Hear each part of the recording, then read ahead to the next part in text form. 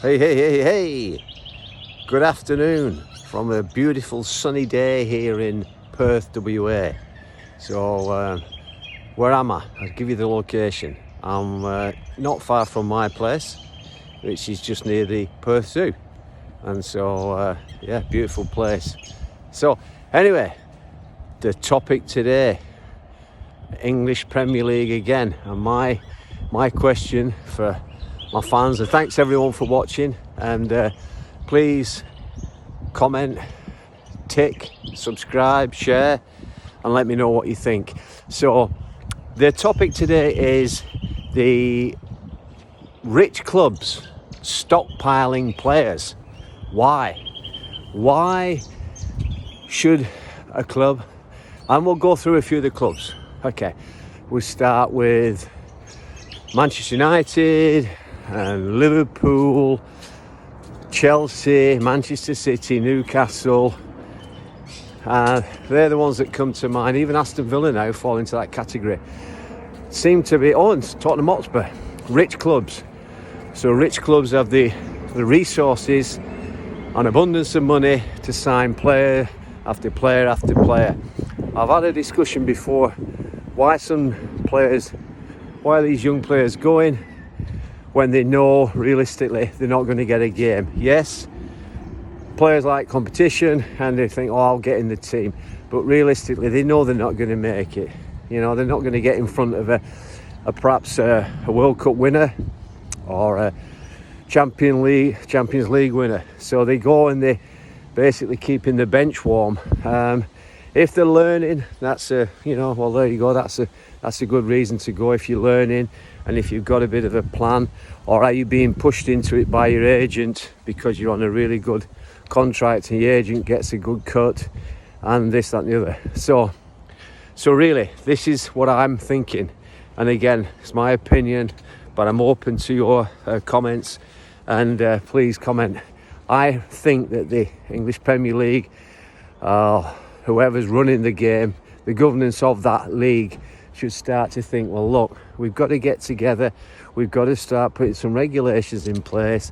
We don't want the rich clubs stockpiling players, because that means that's to the detriment eventually of the league.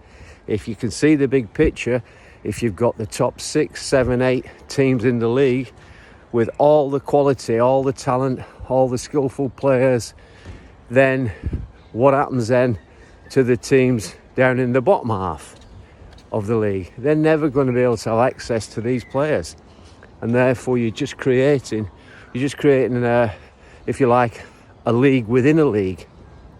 Some people might say that's already been happening, and that's the way it is, and it's the survival of the fittest and the like. Well, yeah, you could say that, but I just think that we're looking to have highly professional players, and being an ex-player myself and played professionally, played semi-professionally and played as an amateur, and I just think that you really need to have guidance from the authorities and say, well, look, do we have a draft system? I don't know, whereby you can only hold so many players on a roster. And then in that regard, do you then start to think, well, can we put in place a draft system which has some sort of accountability in regards salaries, or is that going too far? Please, like I say, leave a comment. And just while we're on the subject there of guidance and rules and regulations to make the league better, and all these topics, it's all about having a better league and a better standard and a fairer playing field right across the whole league. Makes the league more attractive, rather than just it becomes very predictable. Oh, that team's going to win. Why? Because they've got the best players and they always win. They go on runs of 20, 25, 30 games without loss. So anyway, so please leave a comment, and I just lost my train of thought then now, but maybe that'll come back to me. What I am going to start doing as well, that just came to me because I was thinking about this before, is I'm going to start leaving a bit of a tip or a tip of the day, tip of the week, whatever. And to all younger players, and I know a few players are watching, younger players are watching this because I've coached many young players over the years. And a tip of the day, but it's also can be applicable for youth players and even senior players. Is my tip of the day is keep the ball moving. So don't get the ball stuck in your feet. Keep the ball moving. Yeah, whether that's a dribble or running with the ball or a pass or a shot. Can you do it quick? The game's got super quick. So the quicker you make your decision and keep the ball moving, you'll find you'll have more success. It's just come to me now. It's a flash of inspiration. Another thing I want to touch on is talking about rules, regulations, governance and the like. And I want to know, and I'm not anti-Manchester City, because I think what Pep's done and what the club's done at Manchester City, in theory, is fantastic.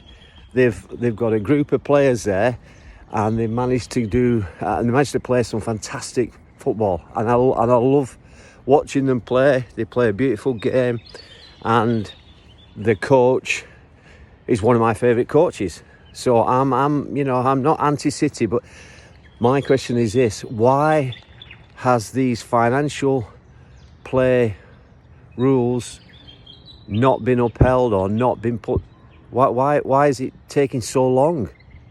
Why is it so long to sort out some of these financial irregularities that have happened at Manchester City, when in fact other clubs have already fallen foul and had points taken off and had fans disgruntled and loss of revenue? And there's lots of examples of this. So I think fair's fair. You want professional players, and they are super professional by and large. The majority of them are super professional. Why can't we have super governance, professional super governance? Why can't we have professional, highly professional boards and clubs run in the correct manner?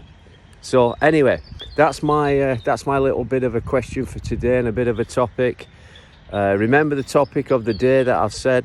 Players try and bring that into play, and look after yourselves, enjoy your week, and catch you on the next next vlog.